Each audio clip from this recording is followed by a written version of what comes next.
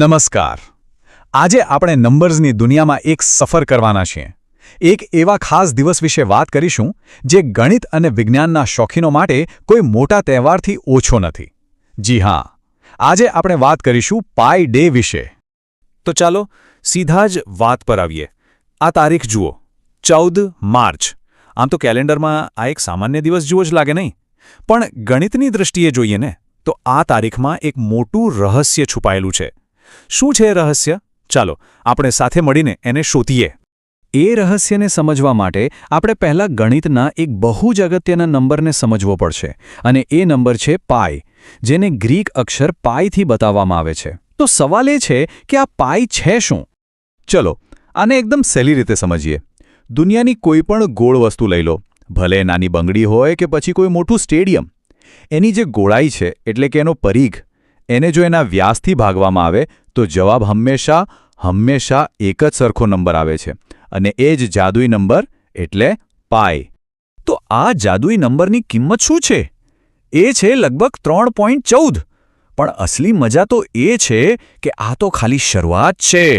આ નંબર ક્યારે પૂરો જ નથી થતો.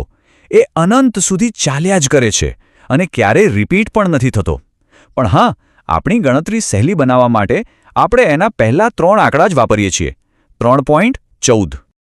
ઓકે, તો હવે આપણને પાઈની કિંમત ખબર છે. તો ચાલો પહેલી તારીખ પર પાછા આવીએ. યાદ છે 14 માર્ચ. હવે જુઓ, અમેરિકા જેવી જગ્યાએ તારીખને પહેલા મહિનો અને પછી દિવસ એ રીતે લખવામાં આવે છે, એટલે કે માર્ચ 14 લખાય 3/14. હવે જરા ધ્યાનથી જુઓ, અહીં જ બધો જાદુ છુપાયેલો છે. એક બાજુ છે તારીખનું ફોર્મેટ 3.14 અને બીજી બાજુ છે પાઈની કિંમત 3.14. જોયું કનેક્શન? બસ આ જ અદ્ભુત સરખામણીને કારણે 14 માર્ચને દુનિયાભરમાં પાઈ ડે તરીકે ઉજવવામાં આવે છે. છે ને કમાલની વાત? તો આ એક સ્માર્ટ નંબરના કનેક્શનને કારણે આખી દુનિયામાં એક મજાનો દિવસ ઉજવાય છે.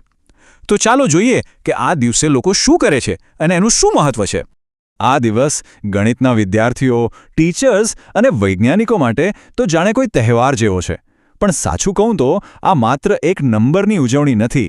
આ તો ગણિત કેટલું સુંદર છે અને આપણી દુનિયામાં એની કેટલી ઊંડી અસર છે એને યાદ કરવાનો અને એન્જોય કરવાનો દિવસ છે.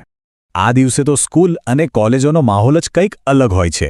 ગણિતને એકદમ મજેદાર બનાવવા માટે પાઈ પર ક્વિઝ રમાય છે, મસ્ત પ્રોજેક્ટ્સ બને છે અને જાતના પ્રયોગો પણ થાય છે. આ બધું એટલા માટે કે વિદ્યાર્થીઓને ગણિતમાં વધુ રસ પડે. પણ વાર્તા હજી અહીં પૂરી નથી થઈ. 14 માર્ચની ઓળખ ખાલી પાઈ સાથે જોડાયેલી નથી. આ તારીખ પાછળ એક બીજું બહુ મોટું વૈજ્ઞાનિક કારણ પણ છે. જી હા, આ દિવસ માત્ર ગણિતના જાદુગરો માટે જ ખાસ નથી. આ દિવસ આખા વિજ્ઞાન જગત માટે પણ બહુ મોટો દિવસ છે. અને આ રહ્યું એ મોટું કારણ. 14 માર્ચ એ બીજા કોઈ નહીં પણ દુનિયાના મહાન વૈજ્ઞાનિક આલ્બર્ટ આઇન્સ્ટાઈનનો જન્મદિવસ પણ છે. હવે તમે જ વિચારો, આ કેવો જબરદસ્ત સંયોગ છે. જે દિવસે ગણિતના સૌથી રહસ્યમય નંબરની ઉજવણી થાય એ જ દિવસે વિજ્ઞાનના સૌથી તેજસ્વી દિમાગનો જન્મ થયો હતો. તો પાઈ ખાલી ગણિતની ચોપડીમાં છપાયેલો એક નંબર નથી.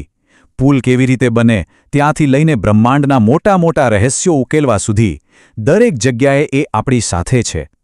પાઈ એક એવી ચાવી છે જે આપણને આપણી આસપાસની દુનિયા અને આ અનંત બ્રહ્માંડને સમજવામાં મદદ કરે છે. ખરેખર આ એક જાદુઈ નંબર છે.